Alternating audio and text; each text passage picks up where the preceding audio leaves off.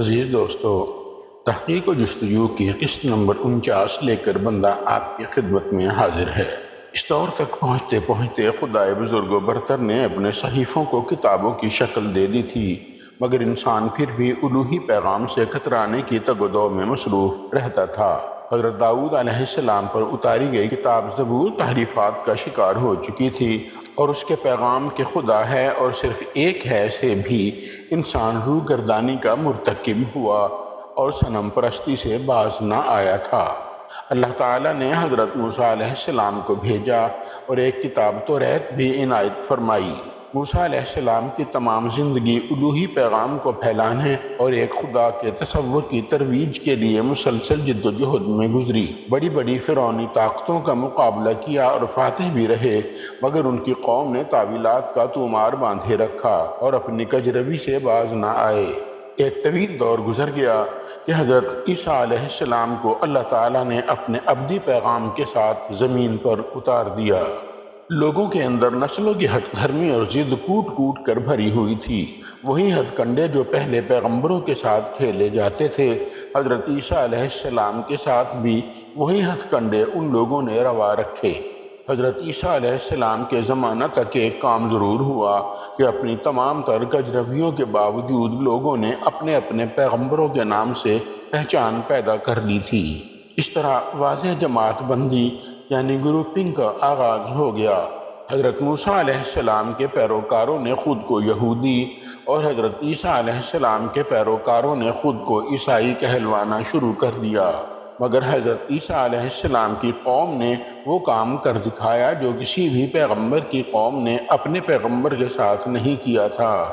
حضرت عیسیٰ علیہ السلام کو ان کی قوم نے اپنے زوم میں مصلوب کر دیا، مگر حضرت عیسیٰ علیہ السلام کا مصلوب ہونا منشائے قدرت نہ تھا، اور اسی لیے جن کو لوگوں نے بظاہر پھانسی دے دی تھی ان کو اللہ تعالیٰ نے آسمان پر زندہ اٹھا لیا اور اعلان کر دیا کہ میں حضرت عیسیٰ علیہ السلام کو ایک بار پھر زمین پر حضرت عیسیٰ علیہ السلام کی خواہش کے عین مطابق بھیجوں گا۔ یہ اللہ کا وعدہ ہے، ایسا ہو کر رہے گا۔ زمانہ کون سا ہوگا یہ بھی خدا ہی کو معلوم ہے۔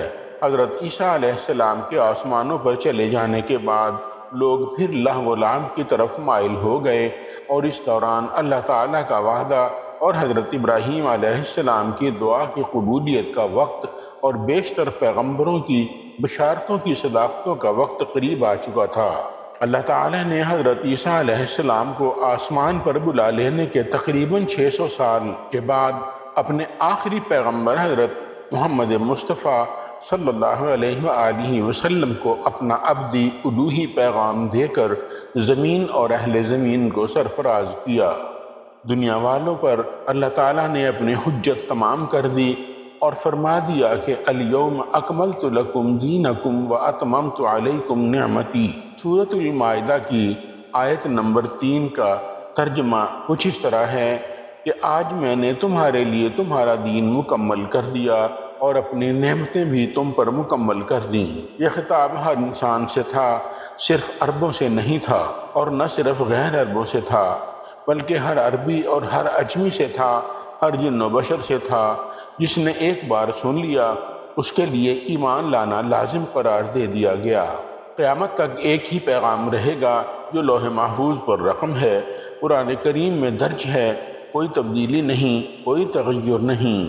ایسی ہمہ جہت کتاب کہیں دیکھی نہ سنی، خدا کے وجود پر حجت، کائناتی سائنس پر محیط اور انسانی زندگی کے لیے رہنما اصولوں سے مزین خدا کی آخری کتاب قرآن مجید فرقان حمید، ہر حرف نگینہ، ہر لفظ موتی، ہر آیت مرصع، ہر صورت جامع، 6666 آیات جن کا مجموعہ بھی 6 اور کائنات کی تخلیق کے عرصہ کے دن بھی 6۔ اللہ الذی خلق السماوات والارض وما بینہما فی 6 ایام ثم استوی علی العرش۔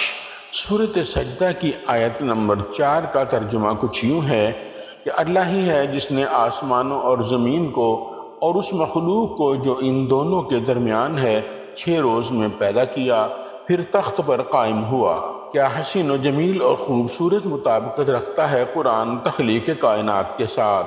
مقام غور و فکر ہے کہ خدا نے اس طرح انسان کے عقل و شعور کے ارتقاء کے مطابق اپنے پیغامات دے کر مکمل انسانوں کو زمین پر بھیجا۔ جیسے جیسے انسان عقل و شعور کی منزلیں طے کرتا گیا، اللہ تعالیٰ پختہ عقل و شعور کے مالک پیغمبروں کے ذریعے انسان کی رہنمائی کرتا رہا، اور پھر اپنے آخری پیغام کے ذریعے انسان کو اس کی منزل کی جانب رواں کر دیا۔ یہی قادر مطلق کا کام ہے کہ رہنمائی حاصل کرنے کے بعد پیغمبری کا سلسلہ ختم کر دیا کہ اب انسان جانے اور اس کا کام۔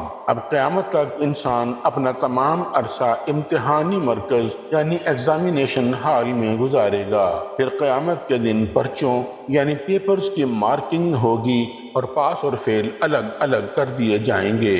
ان کے رزلٹ کارڈز ان کے ہاتھوں میں تھما دیے جائیں گے کہ جاؤ اب اپنے اپنے دنیاوی اعمال کا مزہ چکھو اور ہمارے وعدوں کو جو ہم نے تم سے کیے تھے پورا ہوتے دیکھو اور ملاحظہ کرو۔ یہ زمین کی دنیا نہیں جہاں تمہیں چھوٹ دے دی گئی تھی، یہ آسمان ہے، جنت اور دوزخ والا آسمان۔ یہاں ہماری اجازت کے بغیر کسی کی سفارش، نخوت، غرور، تکبر، اکڑ اور حکم نہیں چل سکتا۔ ہم نے اپنا وعدہ پورا کر دیا ہے۔ آج ہم اپنے مخصوص بندوں کو اپنا جلوہ دکھائیں گے اور وہ دیکھتے رہ جائیں گے کہ ہم کیا ہیں۔ یہی مقصد تخلیق کائنات تھا، تاکہ تمہیں دنیا کی بھٹی میں سے گزار کر ابدی زندگی تک لایا جا سکے۔ تم میں سے کچھ کندن بنے اور کچھ خام رہے، جسے ہم بار بار دہراتے بھی رہے ہیں، تمہیں یاد بھی کراتے رہے ہیں۔ آج انصاف میں جھول نہیں ہوگا، سب کو ان کی کارگزاری کا بدلہ ملے گا۔